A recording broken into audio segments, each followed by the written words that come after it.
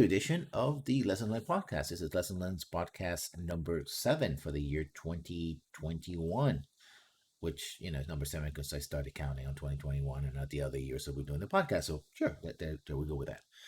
So, hi, everybody. I hope you're having a good Sunday. For the people who are not watching, Mark Neer and the rest of the crew play a Mass Effect role playing game over at Roll For It. Welcome to the channel. He plays, I think, he used to play Hannah, but I think the Hannah got killed, so just characters. But it's cool. It's a I shouldn't be telling people that so they can go over there and watch me and not watch here. You hurt yourself into talking. Anyway, we have a bunch of news for you today, of course, and we're going to talk once again about BioWare. And BioWare means that they're in the Death Watch because there's some news that come out of BioWare that was like, that sounds like good news. But knowing what we know about the things behind the scenes is like, maybe not so much. So we'll see. So we begin, as we often do, with the news. So let's get on with it, shall we? Let's go over our friends at Kotaku. And I say that as if I actually knew anybody at Kotaku. This from Swizen over Kotaku. Among Us launches on Switch later today. And it's today, so yeah. And actually, this one the 15th, I think. Let's look at old news. 12, 15, 12, no, this is old news. I don't know why am I looking at this old news, Kotaku. Why? I put news and you. Is it trying to just like, hey, maybe you should look at this article? Yeah. Nah. Kotaku, you did me a dirty here. I guess we're not so friendly anymore.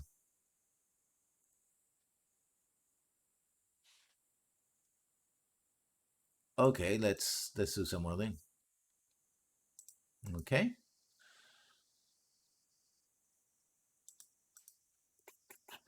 That sounds familiar. I want to start with that. Yeah, we call this technical difficulties.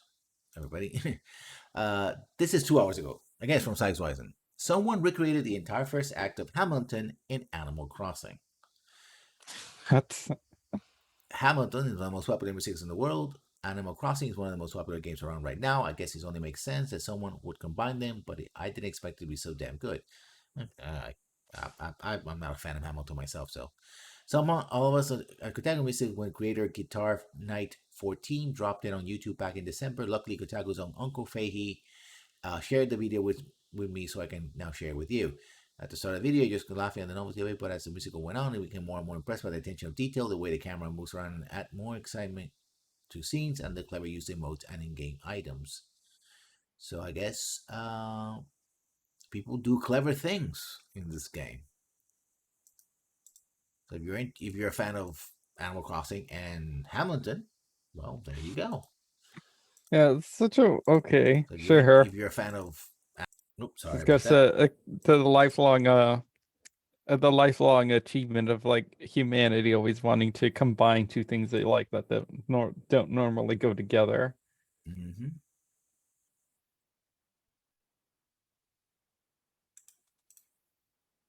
In other news, E3 2021 live show has been canceled according to LA tourism documents.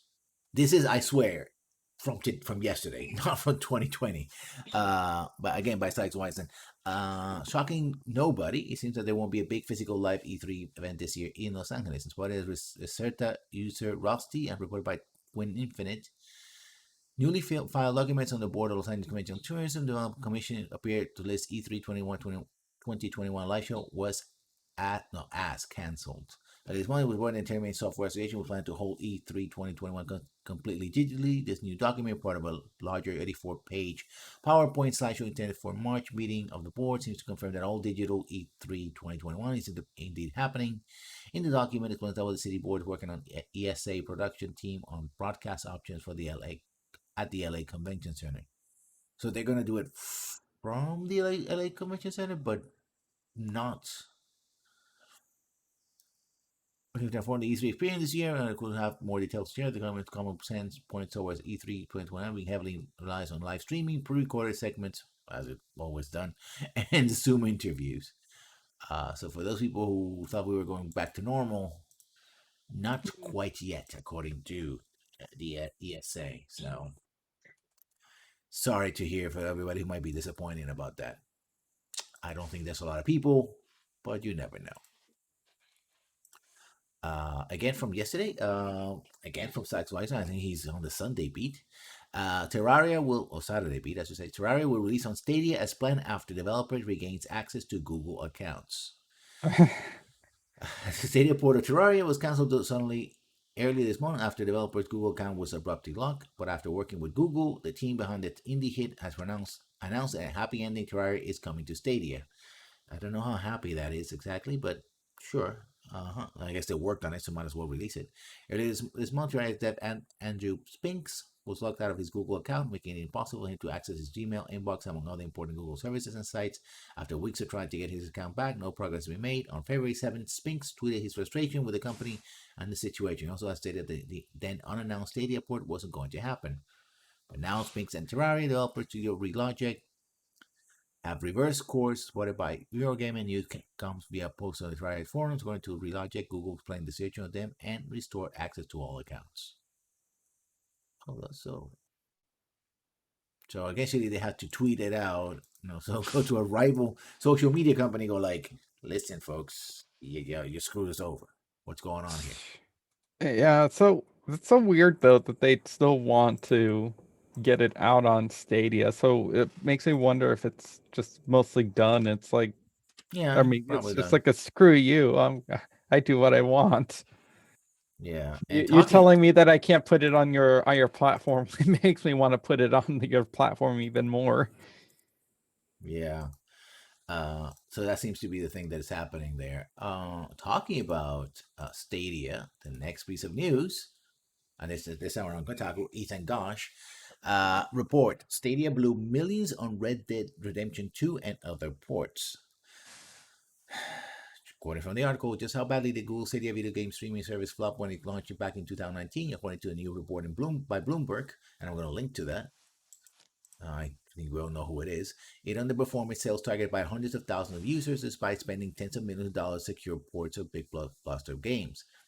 It's not hard to see why either, considering many of the features Stadia promoted in its reveal was missing at launch. That's not to mention the leap of faith the business model asks of users, requiring them to pay full price for individual games and with yet untested and unproven new technology. Meanwhile, Google apparently paid publishers like Ubisoft and Take-Two small fortunes to ensure games like Red Dead Redemption 2 were available on the service when it released. At the same time, the service suffered from lack of games overall, with Business Insider previously reporting that Google failed to offer enough money to indie developers to win their games over to its burgeoning platform. Some sources blame Google wanted Stadia to launch in beta first, growing slowly, according to Bloomberg, but the company ended up rushing to market instead because they're Google. Uh, and Google Stadia problem, video game unit that's not googly enough. I just think of how much they spend on advertising alone to just like in terms of that fancy like high graphics ad with the guy like floating.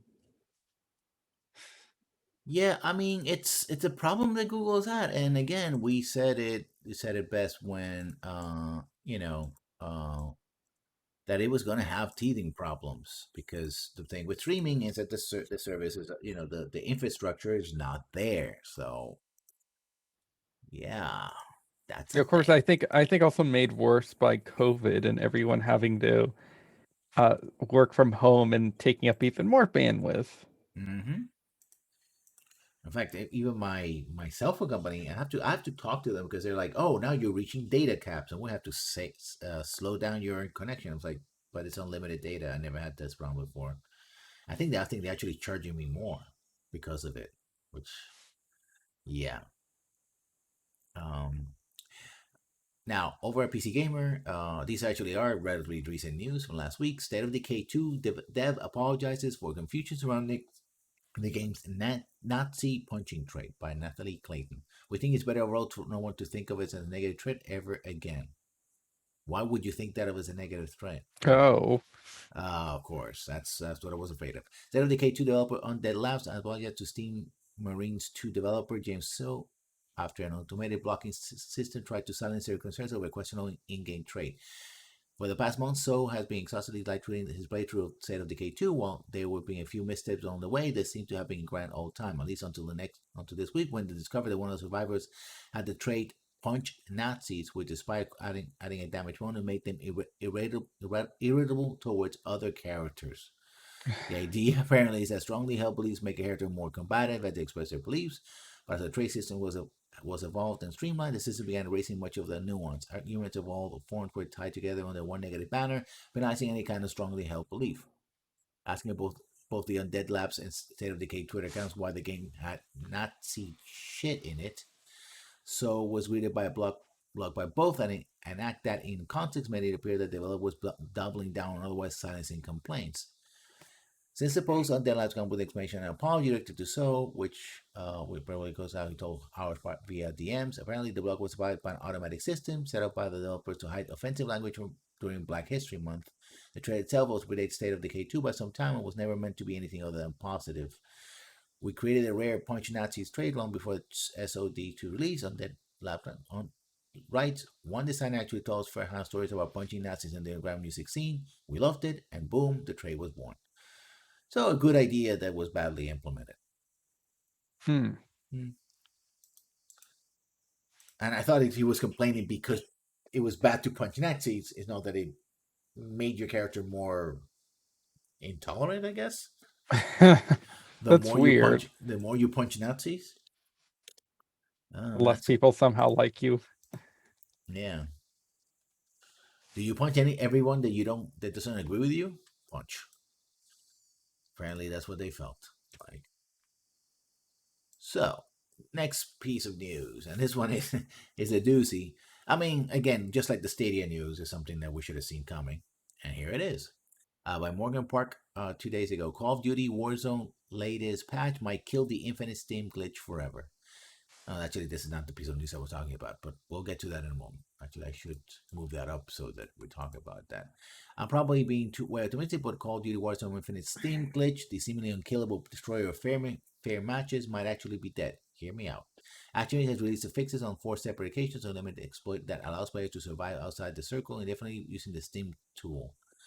For example, I found that when you pay to a new and you pay to pull it off after each fix, but this time may be the different. One gameplay change in Warzone Season 2 patch notes appears to be laser targeted on the Steam glitch and others like it. Gameplay on the patch note. And it's highlighted here. Players that are continuing the gas will suffer more damage over time. So damage increases as opposed to just being steady in these. For people who don't know, this is the model. This is a survival, not survival. What's the name? Oh man, I forgot the term for the game. Ooh, um, battle royale. Yeah, Hmm. battle royale game. And in order to encourage people to keep going at each other, it has a shrinking zone. All these games have a shrinking zone. That outside of that zone, you take damage. So you're supposed to go to the safe zone. And as less and less players are there, the zone gets smaller and smaller and smaller. So pushing them together.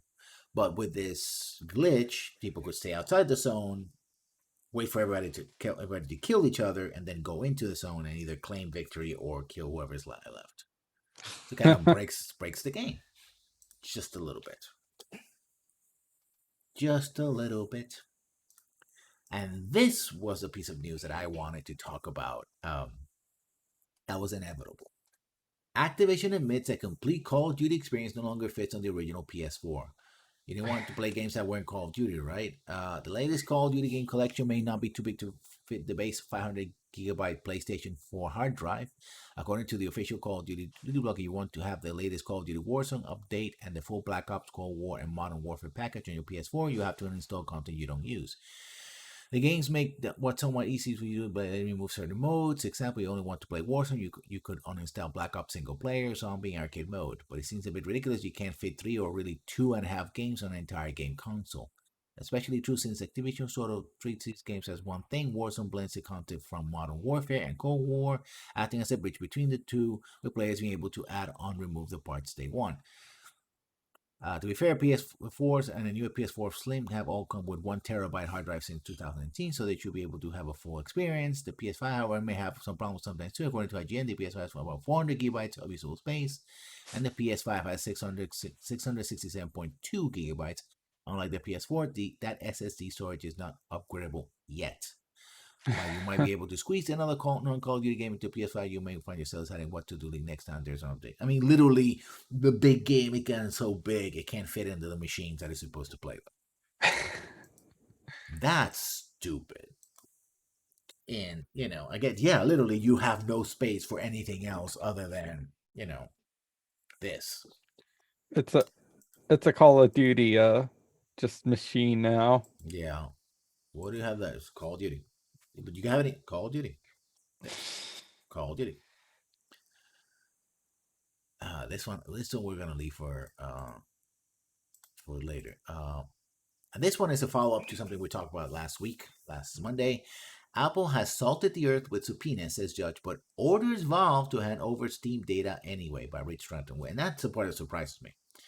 Last week we talked about how Apple had basically shotgun subpoenas everywhere to get as much information as possible to fight off Epic. And they went to Valve and said, hey, we need your sales and distribution data to fight this off. And Valve's like, well, we're not involved in this. Leave me alone. Normally that would be the end of that, but apparently the judge says yes. Which is wondering what is the judge's angle on all this. According to the Californian judge overseeing Apple's attempt to drag Valve into an ongoing beef with Epic Games, Apple has salted the earth with subpoenas, so don't worry, it's not just you. Okay, if you describe what they're doing as salting the earth, why did you agree to the subpoena? You can actually say no. But he did. Regardless, Thomas Hickson went on to issue a discovery order, spotted by iMore, and request Valve to produce a certain Steam information rendered by Apple, something that Valve has been doing its best to resist. Here's a primer on the basic argument for both sides, but the short version is that Apple subpoenas Valve because it says certain Steam information will be crucial to building a case against Epic, which is all about competitive practices. Valve says the case between Apple and Epic is all about mobile. Apple is using this as a fishing expedition to obtain a bunch of third-party data. And it has already shared limited information which it believes should be enough for Apple's case. Case as well. Apple's lawyers, needless to say, disagreed. Latest hearing encountered Valve's argument, and of course, doing so made it explicit exactly why it's seeking to drag the company into the case against Epic. Apple's subpoena, according to Judge Hickson, discovery order seeks information related to the effects of competition. Recall that in these related cases, plaintiffs allege that Apple's 30% commission on sales through its App Store is anti-competitive, allowing iOS apps to be sold through the other store would force Apple to reduce its commission to a more competitive level. While Steam is one of those largest video game stores for PC, and it's to charge a 30% commission. It's interesting that it's Apple. Well, I can see why Apple is doing it. It's like it's not monopolistic if other people get to do it, even though it is kind of monopolistic because you have a share of the market that you control, which is mobile and not PC. But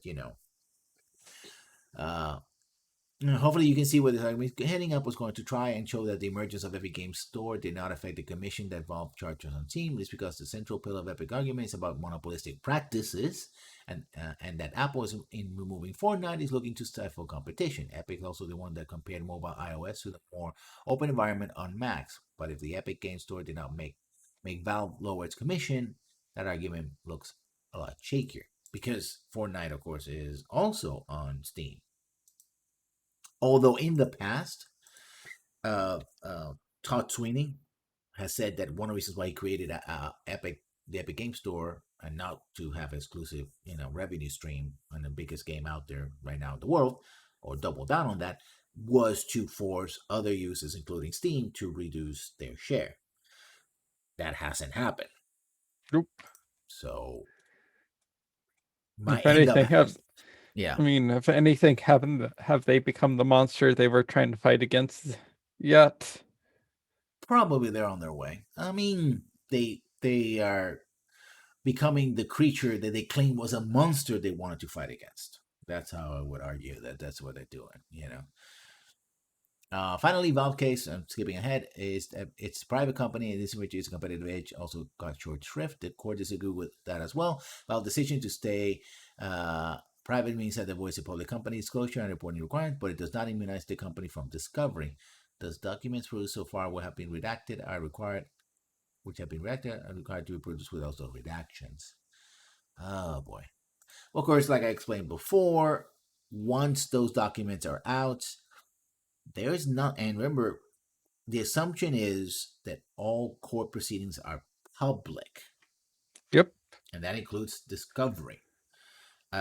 It's one of the reasons why NDAs and similar measures are taken. Like, oh yeah, we're gonna settle with somebody, but we don't want any of the documents to be made public because it's much easier to pay someone off than to have this possibly damaging information leak out to the public and competitors. And that's another thing is that most of this data is stuff that Valve doesn't want their competitors, including Apple in a way, to get a hold of. And certainly not Epic as well, because it's part of Discovery. So yeah.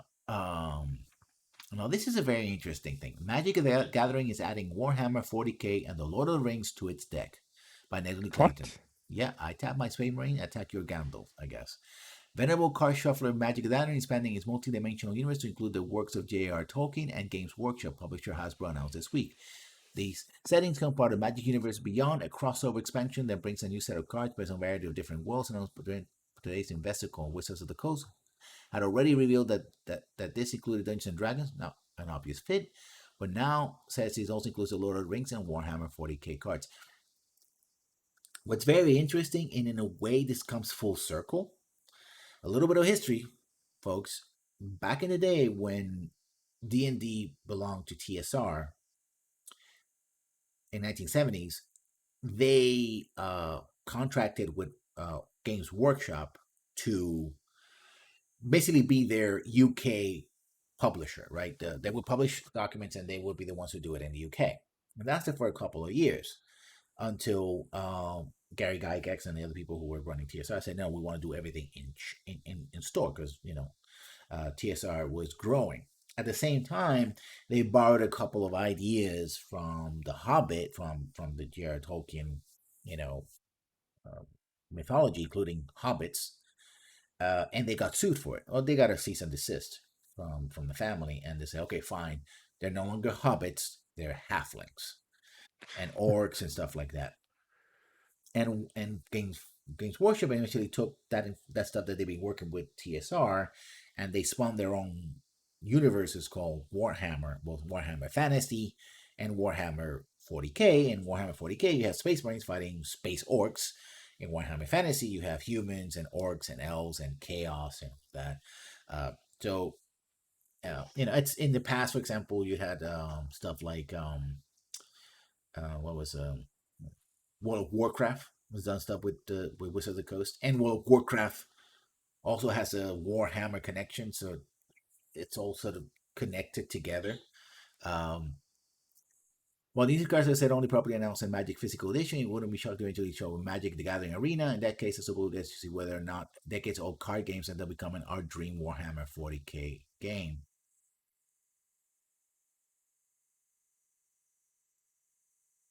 So yeah, and this also comes into there was a news announcement call that, and this people have been speculating for a while, but now it seems that what people thought what was going on actually has been reversed. That Dungeons and Dragons is making more money for Hasbro than everything else in Hasbro has toys wise, except for Magic the Gathering. So thank you, Matt Mercer. I think so. Wow. That's So Magic Gathering's still popular, I guess. oh, very much so. Yeah, and I mean, it's the granddaddy of the just like Dungeons and Dragons is the granddaddy of tabletop RPGs. Magic the Gathering is a granddaddy of collectible card games. So all you Yu-Gi-Oh players and Pokemon collectors and all card Especially collectors. considering that with COVID and stuff going on, it's like no tournaments and stuff, no physical in-person tournaments. There's Magic Online, but that's not the same thing. I mean, I still have it, Yep. so yeah. And it sells. I mean, you see them on Walmart, you see them in all the stores right there with your Pokemons and your Yu-Gi-Ohs and all that. So although I think it's sometimes it's a sort of generational thing. It's like you see younger players play Yu-Gi-Oh and older players play Magic, but there'll probably crossover, right? People. Yeah. And now, of course, because a couple of years ago for Dungeons and Dragons, they did release a couple of expansions that were an entire world that was from the world of Magic, and so they brought those characters and ideas into Dungeons and Dragons. Oh, and another piece of trivia, so to speak. One of the reasons why TSR, the former company that had Dungeons and Dragons, ceased to exist is because they tried to compete with Wizard of the Coast. Um, During the 1990s, they created a game called Spellfire, but that essentially backfired and the other decisions that we're making, and so they burned out. And guess who bought them out? Wizards of the Coast. In the late 1990s, I think 1997, 1998. Come 2000, Wizard of the Coast releases third edition Dungeons and Dragons, becomes a huge hit, and that, as well as the huge profits that we're making from Magic, meant that Hasbro came along and bought out Wizard of the Coast. But for a long time, actually, Dungeons and Dragons was losing money, but it was just brand name because of this situation. But now it seems they're making a lot more money. So, especially, you talk about people being in quarantine, right? Well, one of the things that's become very popular is sites like Roll20, where you can play Dungeons and Dragons virtually, and where you can see me on the Rakdos channel later today playing Dungeons and Dragons. So we're using the Roll20 system. There's also Fantasy Grounds and some other stuff, but Roll20 become extremely popular. So yeah, and if you Critical Role, they have a digital interface, but they don't use Roll20, but they have their own stuff that they manage to get with their tabletop. But yeah, uh, yeah, that's the thing. So it's gonna be interesting. I guess it does come full circle for people who know the history. Hmm. Mm-hmm. And we're starting to get close to the news of today. We're going to talk about BioWare says it's giving up on Anthem by Ian Walker. That was on Wednesday. The big news of the week. Further development on Anthem being okay. Further developments on Anthem have been cancelled. BioWare Austin Studio Director Kristen Daly announced today. I know this will be disappointing. No, to the community of Anthem, I guess. Those are my additions, by the way. Players and the players who have been excited to see improvements we've been working on. Yeah, they've been waiting for the game to work. Daily wrote, it also disappointed the team that we were doing brilliant work. And for me personally, Anthem is what brought me to BioWare. And the last 2 years have been one of the most challenging and rewarding experiences of my career. Translation, I still want to draw a paycheck, so I will say the following. You know, Uh, Yeah. Anthem released originally in 2019, BioWare had to glom onto success of the live service games like Destiny. It was heavily criticized for feeling incomplete, forcing BioWare to return to the drawing board in pursuit of a No Man's Sky style reboot. But they decided to do something that we've been encouraging to do them for a while, which is drag the whole thing behind the shed and put a bullet on it. And it says BioWare's attempt, but really I would say it's EA's attempt by way of BioWare. I mean, even Activision couldn't keep on their hands on Destiny. So, you know. Yeah. Earlier this month, it was reported that Anthem publisher EA would soon be making a final decision whether to continue bankrolling attempts to overhaul the project. So, again, it wasn't BioWare who dropped this, it was EA. That's the first piece of news. The accompanying piece of news that goes with it is from, again, 3 days ago. Dragon Age 4, and this over at PC Gamer, will reportedly ditch live service features and be single player only. The success of Star Wars Jedi, Fallen Order, and failure of Anthem have led to a reassessment of EA's live game mandate. Interesting. EA's live game mandate. I'll put a pin in that because we're going to talk about that in a moment. 2019 committed itself to live service games a term which generally refers to game structure around persisting online elements such as Destiny 2. In June interview with Game Daily Biz, Biz CEO Andrew Wilson said that games as service is going to be the foundation of our industry.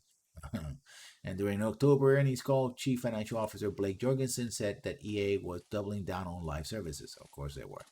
As a result, there was some concern that fans at EA was planning to turn Dragon Age 4 into a multiplayer-focused Anthem-style live game. A new Probably.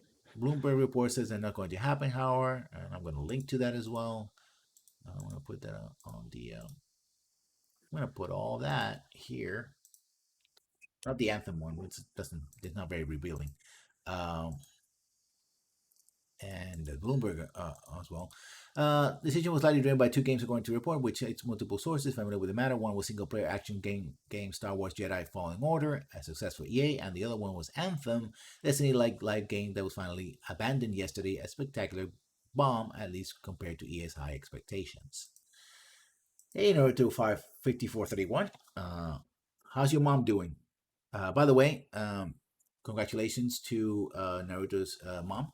It's her birthday.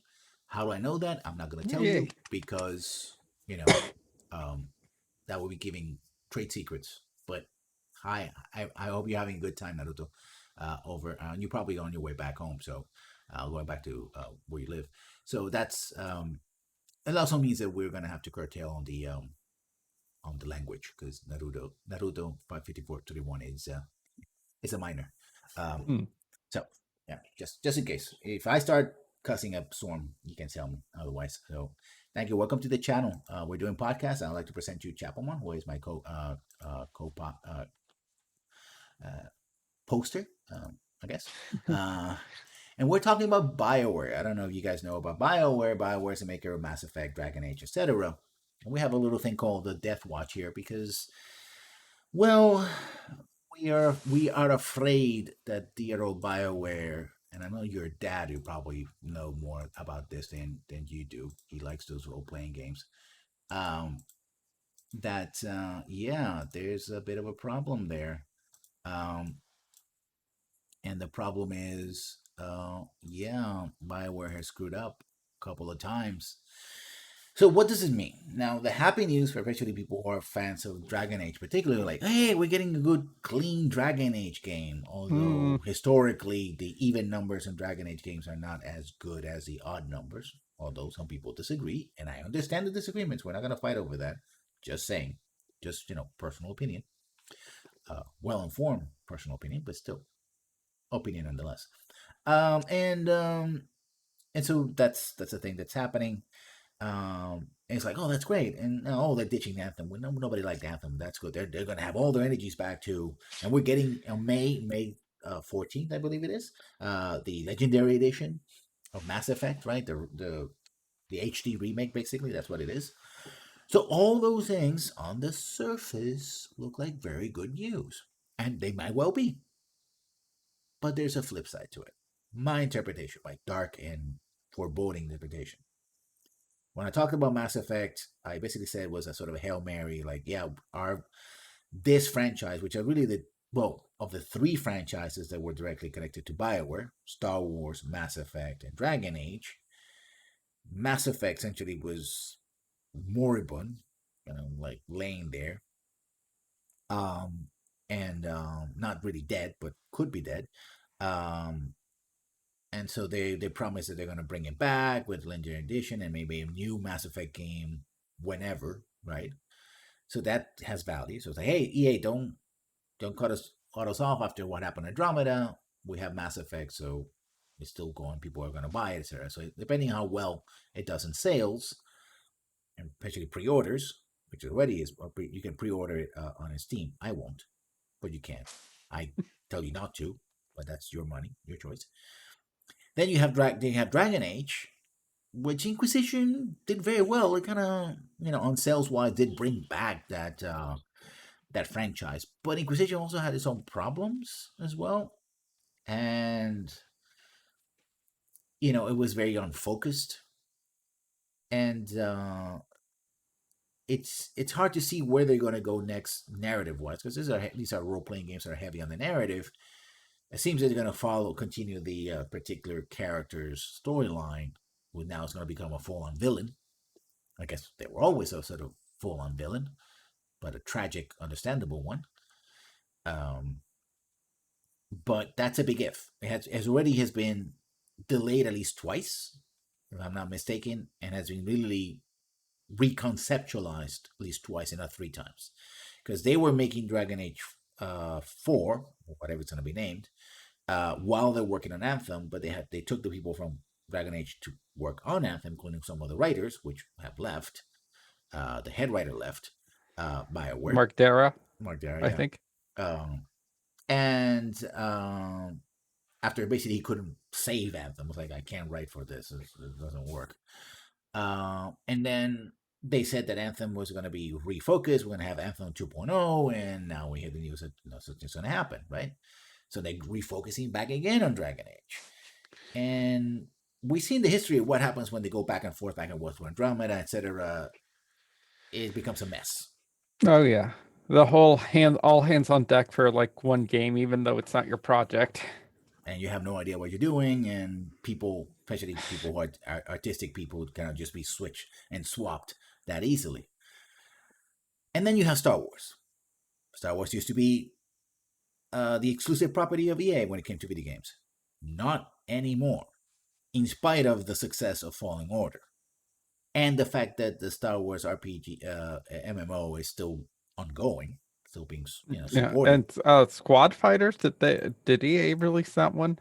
Yeah, the fighter one, which sold well, but it was a smaller game, It's a and VR so game too, so that's yeah, that's an EA that. game, but it isn't a BioWare game. It was called Rogue Squadron. That's the Star Wars Rogue One. It did very well, but particularly Fallen Order was the one that was sort of Hail Mary for EA still being able to make Star Wars games. But the fact that Disney decided, okay, fine, you can make Star Wars games, but you don't have exclusive content, especially on the RPG side of things, and it's not BioWare doing them, right? In fact, the rumor was that a KOTOR 3, a game originally made by BioWare back in the day, and really put BioWare on the map when it came to RPGs. Well, they had some good successes before. Now has been taken away from them, and there's suspicions that might go to Ubisoft or some other big company. So the one remaining thread, these are threads are becoming thinner, right? And you also have to understand, people have to understand the history of this, is the reason why BioWare now is a division, I said two, four fingers, division of EA was because they were making, they abandoned KOTOR. In fact, they gave KOTOR to Obsidian, KOTOR 2, and they decided they wanted to make an MMO, right? At a time when MMOs were becoming even more expensive and really were on the downside, kind of like games as service, which I called MMO lights, right? Or MMO like. Um, but it was too expensive. In fact, at the time it broke. It became the most expensive game out there, by about $100 million to make, and it was so expensive that Rick Ricotello essentially came in and helped with the financing of it.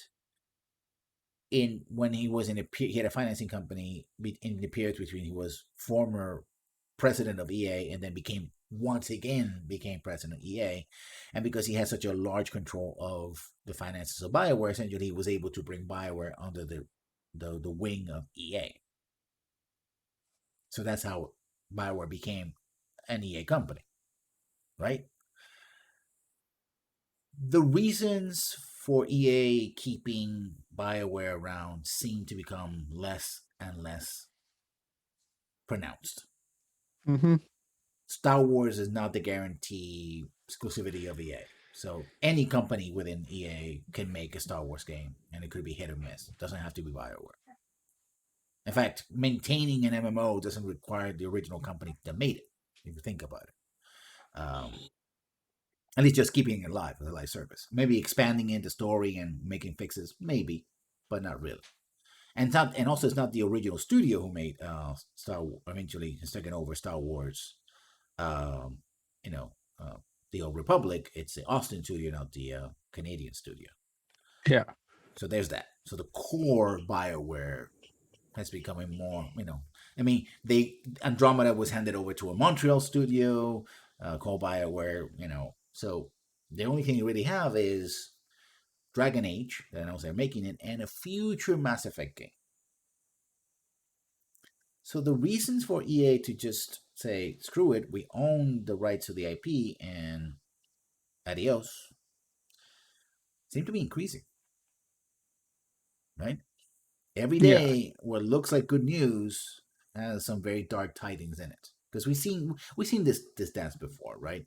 Why Anthem failed? I think if Anthem failed the same way, that in many ways, well, the Old Republic didn't fail because in many ways it was Star Wars, right? And it had just enough of it to be good, but it came at a time where there was exhaustion of this, right?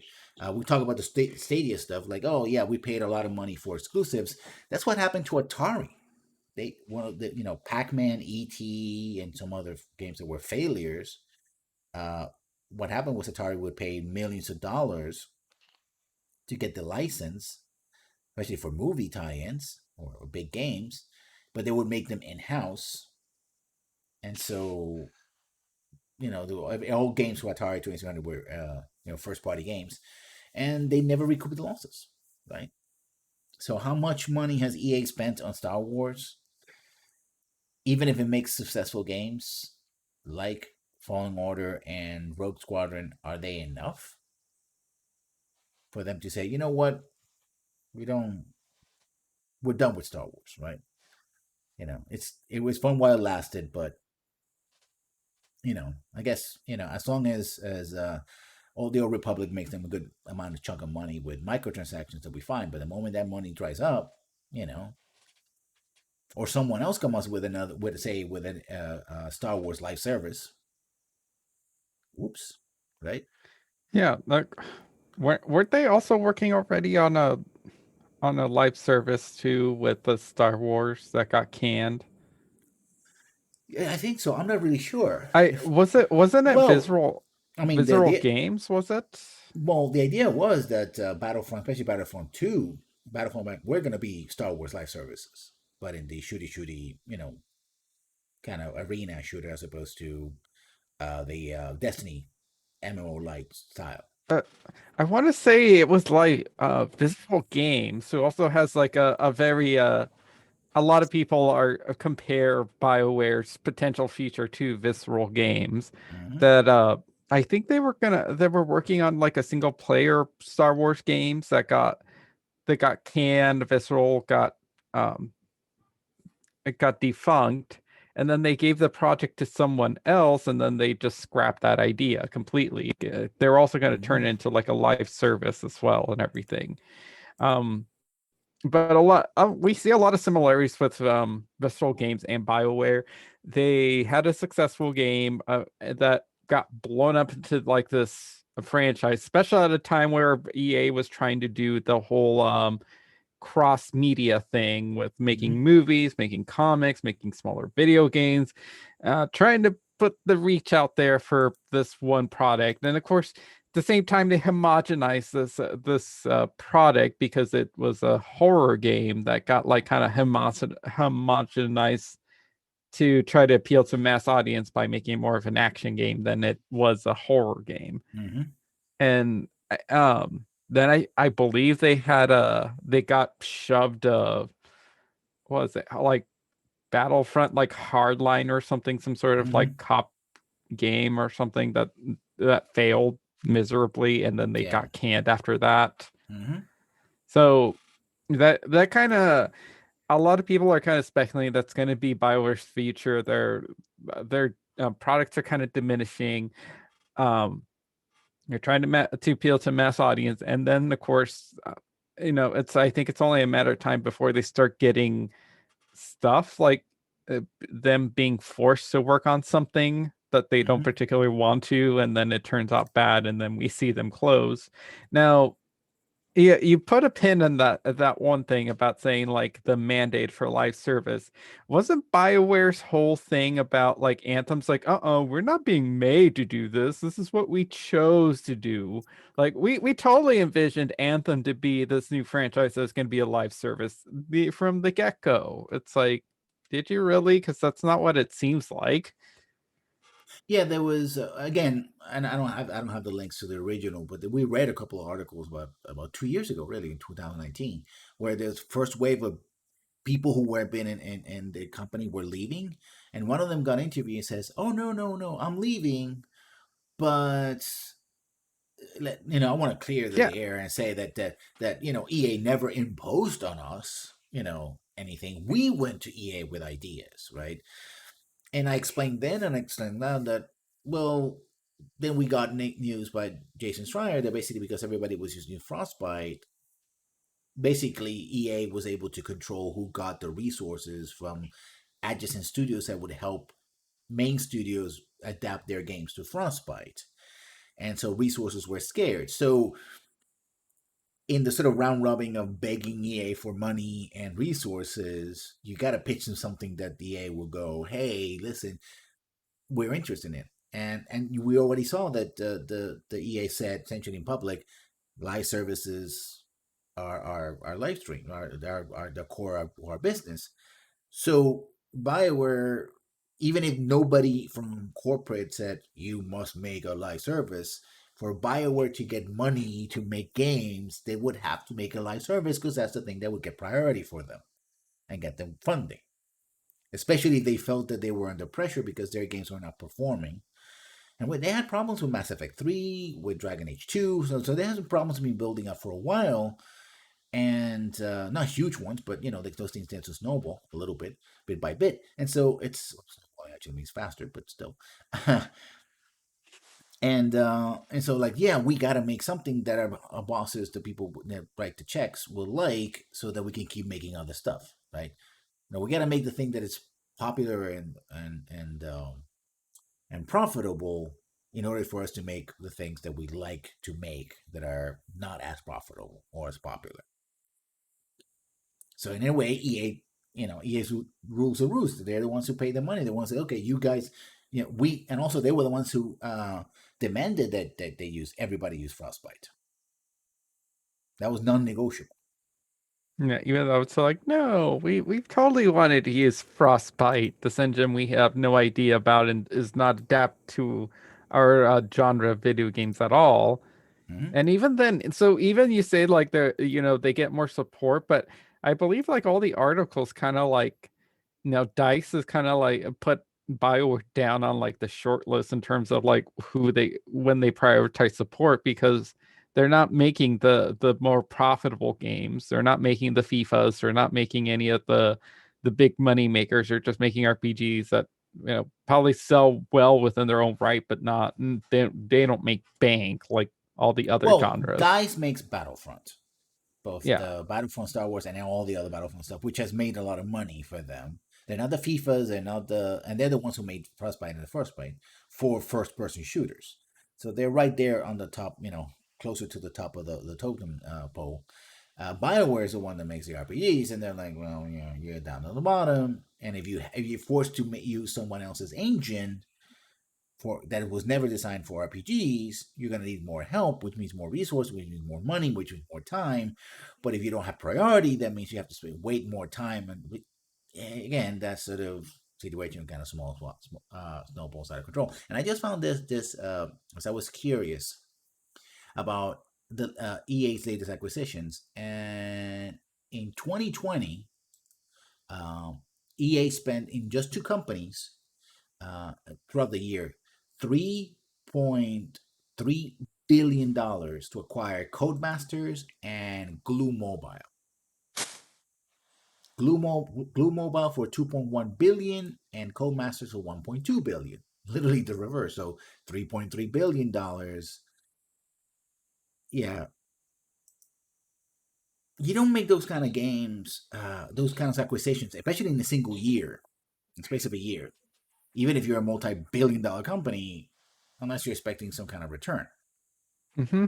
And one way to make sure that you get a return is by cutting down your labor force, i.e., firing developers, closing down studios, rearranging your everything.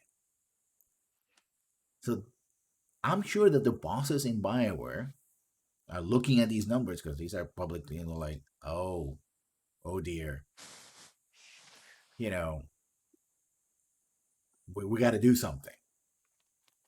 And so all the things that are happening right now with Mass Effect Remastered and all that, it just feels like BioWare keeps clinging to life, right? Clinging like, no, we can keep ourselves alive. We just put this new game out there. And I don't know. I mean, can they? Hmm. It's hard to say because so say they go back to their niche and make Dragon Age 4 like the best Dragon Age game ever. And what I mean by that is best Dragon Age game. Like, bring back tactical like little frozen bit and the commands and everything. I don't know if they can make enough money, even if they make like the best game ever out of it, because it's too niche and you might alienate your brand new audience that you might have earned from like Inquisition and kind of homogenization of just watering down everything to make it appeal to a mass audience. Uh, and of course, you could also try to go the other way, but that's risky too, because then it might not resonate with other audiences. Which was the Especially problem. when, Yeah, sorry, go ahead. especially when when you got like prehistory lore and everything, all this other lore that they had to get caught up with, know the history, the whole mages versus Templars thing, the whole fate thing. Mm-hmm. Honestly, like I kind of suspected that the best course of action, if they wanted to, was just to do a full reboot of Dragon Age, like a soft reboot. Like you already have sort of a thing where like you kind of hinted that if succeeds at like doing his thing, it's sort of like is going to destroy the current world. So that way, like, I don't know, just make it to where he succeeds and it does a hard reset on the entire world. That way, none of the decisions you ever made, you have to ever to factor them into your new games or any future games. You just they happened, and then of course something will happen to just make them null and void anyways. Or and just come up with new history and stuff, I guess. Yeah, I mean, in many ways, that's what happened with Andromeda. One of the Yeah, things with that's Andromeda, exactly what they tried to do with Andromeda, but yeah, they didn't go full force, and yeah. and the whole audience things I talked about this before is that they first in three audiences for the Mass Effect, franchise. They wanted to bring new players in who hadn't gotten on board with the whole Mass Effect thing before. They wanted to retake the retakers, the retake movement. It was like, hey, listen, we have a new Mass Effect, and don't worry about what happened before. We're still Mass Effect. We still know how to make this. You're gonna do shooty action and your great plots and new setting with new aliens and all that. It's like okay, and then the hardcore audience that stayed because of the chipping the romances, the characters, and the callbacks to the original game, especially their shepherds, right? Yeah. And the game they made from a narrative perspective kind of doesn't make any sense. I know you're streaming it still and still has the same problems, right? The Hmm. contradictions and stuff like that is like, yeah, okay, so all these people knew about the initiative, but then the initiative was like, for example, all these people knew about the initiative, but the initiative, of course, because it was something completely made new, was never mentioned in the original games, right? Yeah, like it's so weird too, like in the marketing because you have a femchep's voice like narrating like a message to the Andromeda Initiative, like in one of the trailers where it's like human Mm-hmm. exploration and stuff. Like, so wait a minute, when did Shepard record this? So Shepard knew about the initiative? And Uh, like and it's like I think there's more, or isn't there like more recordings further into the game with like Shepard? Like uh, Shepard does some minor voice work. I don't think I, Shepard actually appears at all, but I do know that Liara does. yeah, and Liara seems to be kind of like, oh yeah, weren't you like, didn't you have something about like going out to another galaxy and stuff?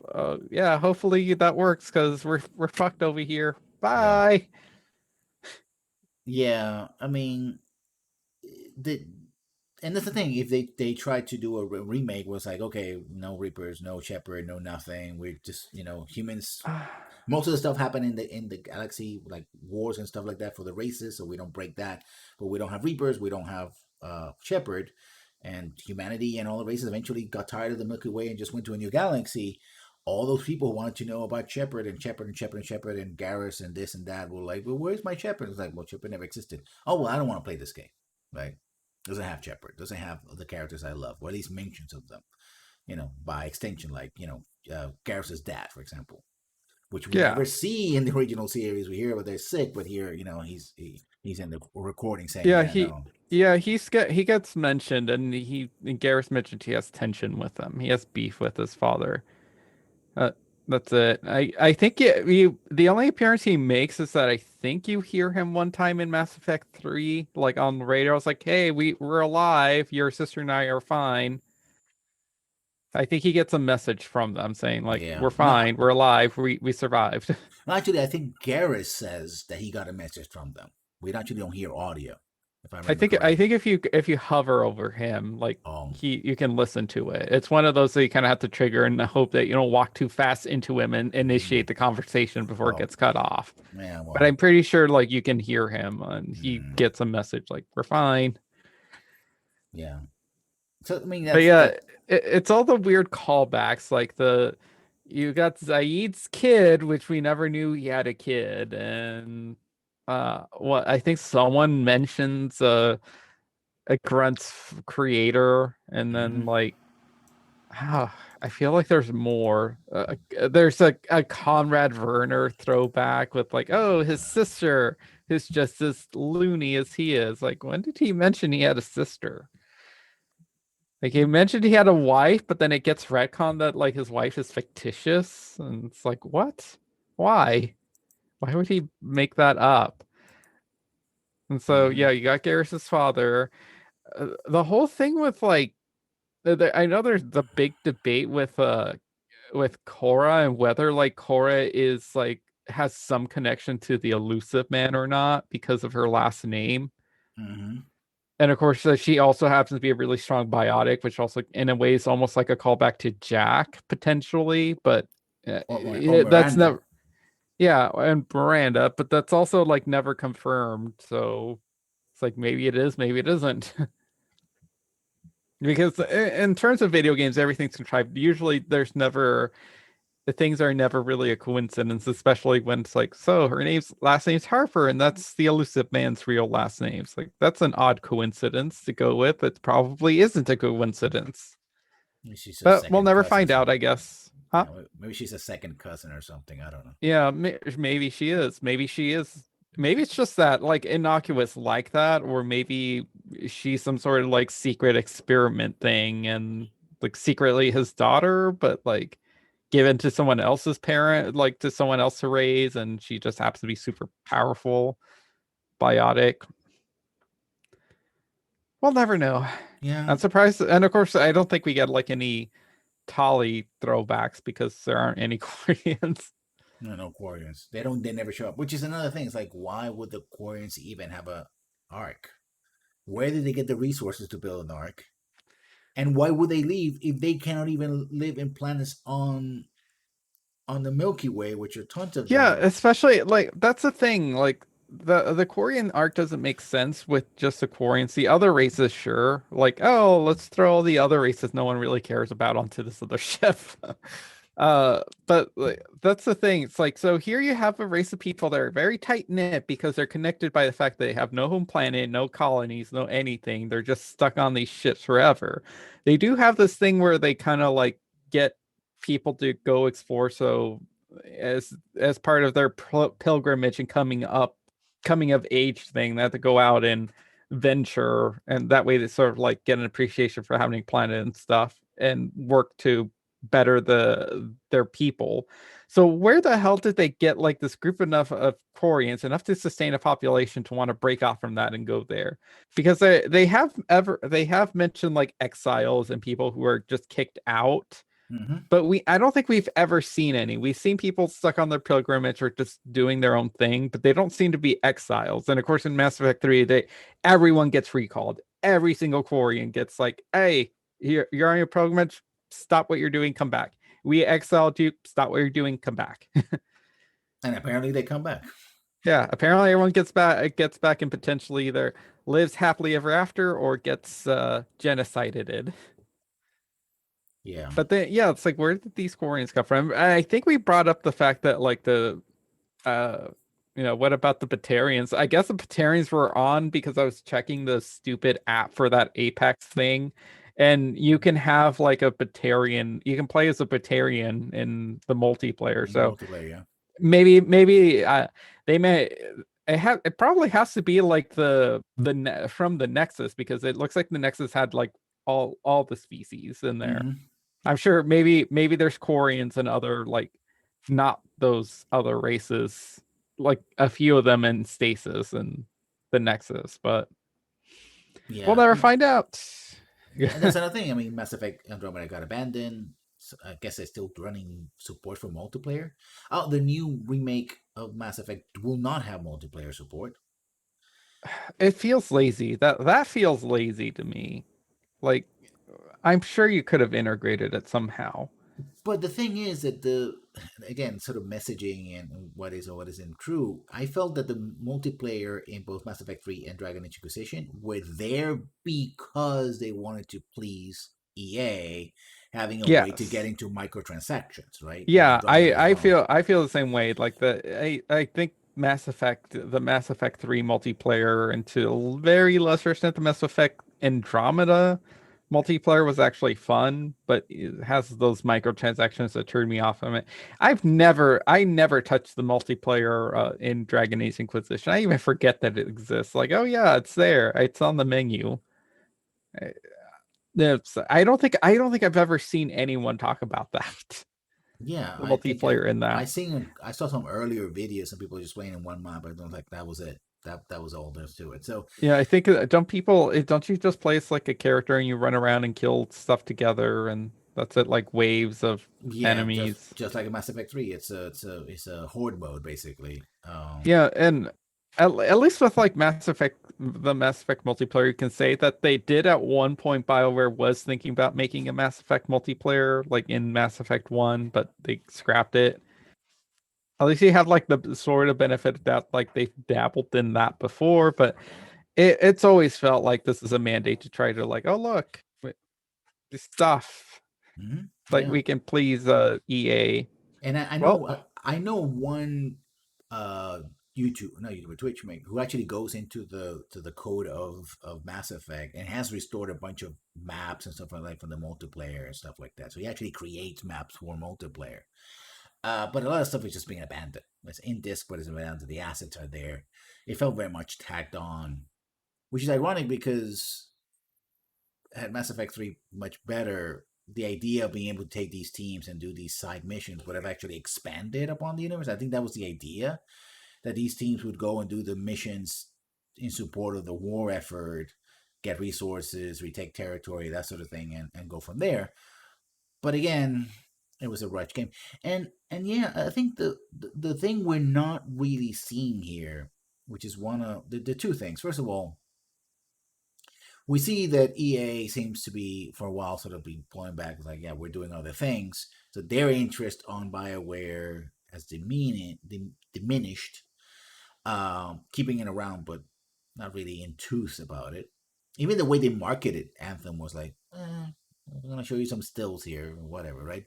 Um, Back when E3 was a live event, still. Uh, but the other thing is that Bioware has been floundering in sort of attempting to define itself or redefine itself, right? Anthem was a way of sort of defining themselves as a live service company. It's going to be our big game. That failed. Now they're going back to single player, but it doesn't, it seems like there's. I feel that if I were sitting on one of those, those meetings, is like there's always that thing of again that death watch. Like we got to do something to convince our bosses that we're still viable, but we haven't done the work internally to make our company viable because there's all that stuff like Bioware Magic and all that stuff. It's supposedly they're worked on, but who knows? So even if they keep themselves alive, most of the core people of Bioware have left. Well, Casey Hudson came back as I now he's the CEO. right? And the people who are left are people who are just probably being worked to near death, basically, trying to Yeah, keep up with all these they're either changes. they're gonna be their like lower veterans, maybe like veterans who were never really high up on status on the food Hmm. chain, I guess, in terms of leadership. And they're gonna be like probably fans. Well, a mixture of fans from BioWare and then just people who got out of gaming school and they're just trying to get a job that pays the bills. Kitty. Yep, and a good cat. So yeah, I Right. mean, I don't want to be pessimistic. And we even noticed the fact that people have made a lot of Bioware design, some Bioware designers got together and made their own studio with promises that they were not going to overwork their employees, right? They were going to do things differently. So I don't know. Just like Anthem, I think it might be a time for. I mean, I hate to say this, but it might be just time for EA to just give that hatchet. Like, okay, we're done. We're done. You guys are great. We're gonna well, they're not gonna let go of the franchises. Is the problem? They're gonna keep the franchises. They're gonna keep the IP, and hand it over to someone else, right? And see what they can do with it. Or they're just gonna keep it in reserve and wait 10, 10, 15 years. Like, oh yeah, we got Dragon Age. Okay, hey, you guys make a Dragon Age game, whatever, what have you. And that'll be that. But I think that's the most surprising thing that we just keep waiting. I could be wrong. We could be wrong. Tomorrow, come May, Mass Effect Legendary Edition could be the biggest seller of like the last 10 years, not only for BioWare but for EA, and things will be turned around. Yeah, But Dragon Age 4 like does great. Is It's not only great in terms of critical reception, but great financially, which secures us a brand new Mass Effect game, which is hopefully also great. mm, But we have our doubts. We hope so, because you and I are fans of these franchises, and we mhm. want to see them succeed and be good. But But we're kind of at this point, we're kind of very pessimistic that that's gonna happen. mhm. So yeah, so that's gonna be it for us at Chapelmon. Where can we find you on the interwebs? You can find me at Chopamon pretty much everywhere. I Chopamon underscore here on Twitch and Twitter. You can give me a follow. I almost at like 50 followers actually. So I got a follower while streaming right now. Thank you, Sage's Stage, the Sagiest Sage for the follow. But most of my content's over on YouTube. You can just Google or look up Chopamon and you'll find my content. And you can find me also, of course, here doing the podcast and also streaming during the week. I'm looking for one new game. I'm thinking about either Kerbal Space Program or some other, kind of funky little game that'll be different to make from the usual RPGs and other stuff that I do. But for now, and okay, on later on today at 6 o'clock Eastern, I'll be over at Raktus channel. That's Raktus. And I was gonna just for D&D goodness. I'm going to be running Dungeons and Dragons Greyhawk into the Wild Coast over there. So thank you everybody for coming, and thank you Naruto for coming. I hope you folks are having a great time today, and we'll see you when we see you. So bye bye everybody. Bye.